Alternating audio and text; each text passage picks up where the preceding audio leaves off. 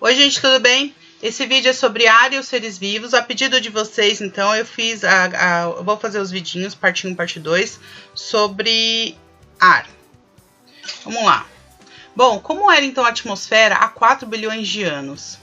A atmosfera era muito diferente do que é hoje, não havia gás oxigênio, O2. E provavelmente, tá, os primeiros seres vivos, eles eram microscópicos, muito parecido com as bactérias que a gente conhece hoje, e viviam nos mares. Eles alimentavam-se de nutrientes da água e produziam gás carbônico, e não precisavam do gás oxigênio, ok? Do O2. Bom, depois de centenas de milhares de anos, teria surgido então a primeira bactéria, usando água, H2O e CO2, gás carbônico. Em presença de luz, elas conseguiam produzir seu próprio alimento. Esse processo liberava O2, gás oxigênio, que era inexistente até então na atmosfera. Então foi quando começou a produção de gás oxigênio na atmosfera. O gás oxigênio, ele passou então a se acumular na atmosfera e aí teve início da formação de camada de ozônio, O3, que é ozônio, tá? Então essa camada, ela passou a filtrar parte das radiações solares nocivas e possibilitou o desenvolvimento da vida em águas rasas, porque aí não tinha o problema das radiações matarem os seres vivos. O acúmulo de gás oxigênio provocou a extinção de inúmeros seres vivos que morriam ao entrar em contato com o O2. O gás oxigênio, aí vinha uma pergunta, né? O gás oxigênio é necessário para todos os organismos? Não! Então, como a gente já viu, existem organismos que não dependem do gás oxigênio para sobreviver, que são os organismos anaeróbios. Então, que é para trás, que é um prefixo de negação, que significa não. Aero, que é ar, em grego, e bio, que é vida. Então, são organismos que não necessitam do oxigênio para a vida. Bom, a respiração anaeróbia, ela é feita principalmente pela fermentação. E aí são dois tipos de fermentação, a lática ou alcoólica. A fermentação alcoólica, ela vem da quebra da glicose e na produção de álcool, né, de etanol. E também a liberação de gás de dióxido de carbono, certo? Ela acontece principalmente pelas leveduras e bactérias. E ela é usada na fabricação de pães e de bebidas como cerveja e vinho. A fermentação lática, ela é realizada por bactérias e principalmente por fungos. Então, é a quebra da glicose em ácido lático. Quem produz iogurte, coalhada e queijos principalmente. Bom, uma coisa interessante na fabricação dos pães, que é usado o fermento biológico, né, para ter a fermentação alcoólica.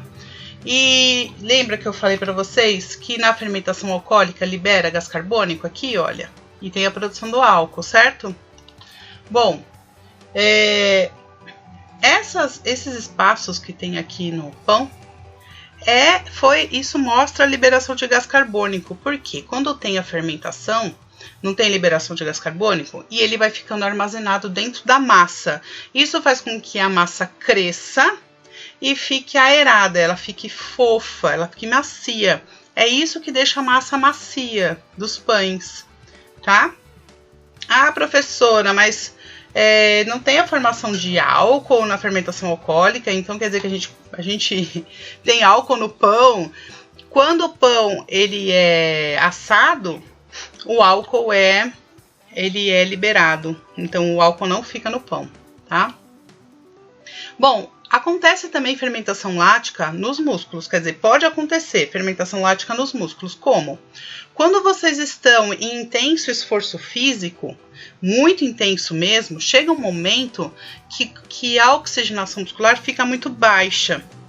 E o seu músculo, ele precisa continuar produzindo energia, que a gente chama de ATP. Então, para continuar produzindo essa energia sem oxigênio, né? Porque as condições ficam muito baixas quando vocês ficam num esforço físico intenso. Aí o próprio músculo começa a fazer a fermentação lática.